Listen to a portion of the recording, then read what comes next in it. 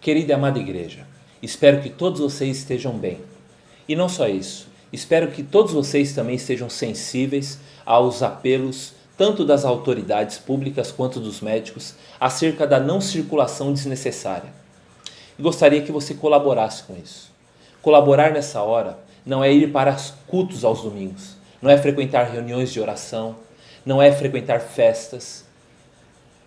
Colaboração nessa hora é ficar em casa e evitar ao máximo sair dela para assim poder conter o avanço e a disseminação ainda mais dessa pandemia chamada coronavírus.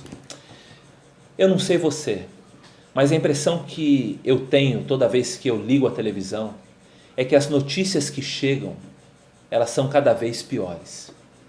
Cada vez mais aumenta o número de infectados. Cada vez mais aumenta o número de mortos.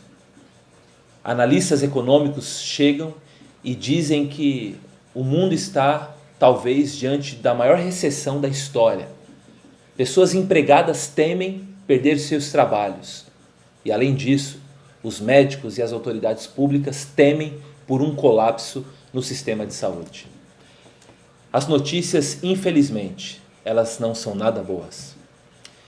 Mas eu quero dizer para você uma coisa.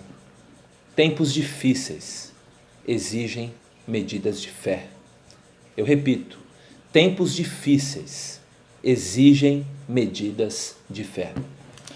A nossa história de hoje ela está registrada no segundo livro de Crônicas, capítulo 32. Capítulo esse onde aparece o rei Ezequias, um dos reis mais piedosos da história de Judá.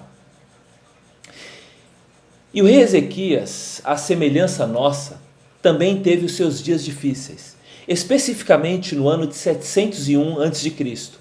Nessa ocasião, ele e todo Judá, o seu reino, se viram cercados por Senaqueribe, um rei poderosíssimo da Assíria. Cercado por Senaqueribe e não podendo sair de Judá, Ezequias, vez após vez, recebia notícias ruins, recebia ameaças, tanto de Senaqueribe quanto também dos seus oficiais. E a tática de Senaqueribe era de todas as formas amedrontar tanto Ezequias quanto o seu povo.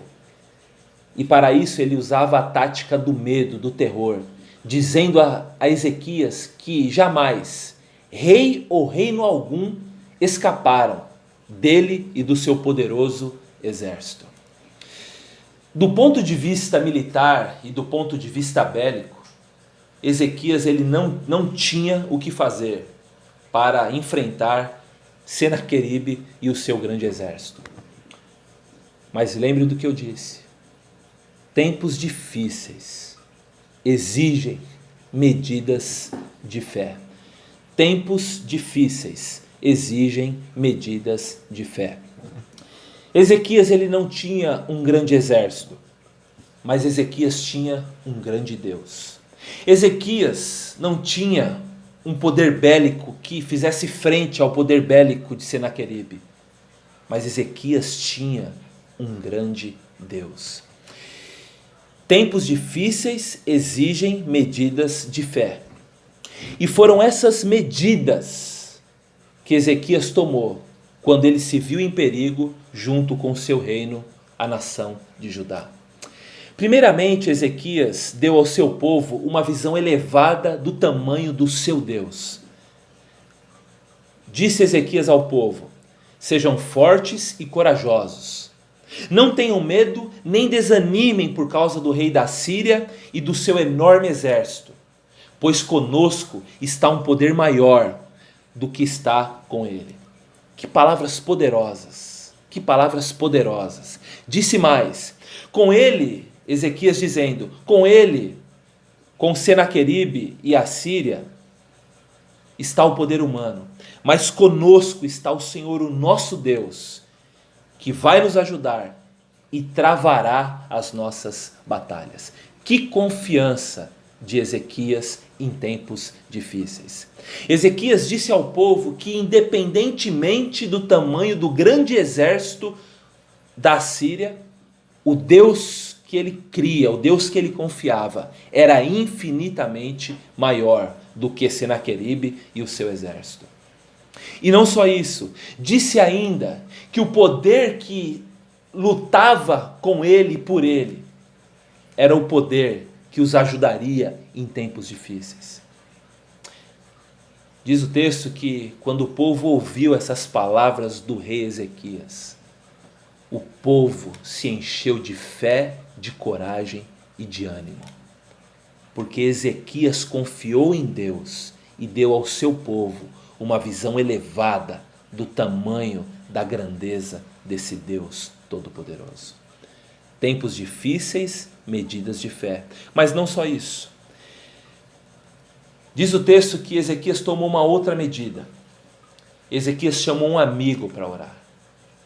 Ezequias, em tempos difíceis, se aproximou de Isaías, o profeta. E diz o texto que ambos clamaram a Deus em tempos difíceis. Confiou em Deus e orou a esse Deus. Tempos difíceis exigem medidas de fé. E foi o que Ezequias fez com seu povo. Tanto Ezequias quanto o seu povo, primeiramente confiaram em Deus. E em segundo lugar, oraram a esse Deus. E diz ao final da história que Deus ouviu a oração do povo, ouviu a oração de Ezequias, de Isaías. E Deus enviou um anjo que absolutamente destruiu todo o poderoso exército da Síria. E o povo de Judá e Ezequias foram então libertos do sítio e do cerco no qual estavam acometidos pelo rei Senaqueribe. O que tudo isso tem a ver conosco nesses tempos difíceis de coronavírus? Primeiramente, confie em Deus. Confie em Deus. Tenha uma visão elevada do tamanho do nosso Deus. A pandemia é enorme? Sim, ela é enorme. O coronavírus ainda é um desafio à ciência? Sim, é um desafio à ciência. É um desafio à saúde pública? Sim. Tem matado? Tem matado. Mas muito maior do que o poder destruidor do coronavírus é o Deus soberano que se assenta no trono. Confie nesse Deus. Mas não só. Creia que esse Deus te ajudará em tempos difíceis.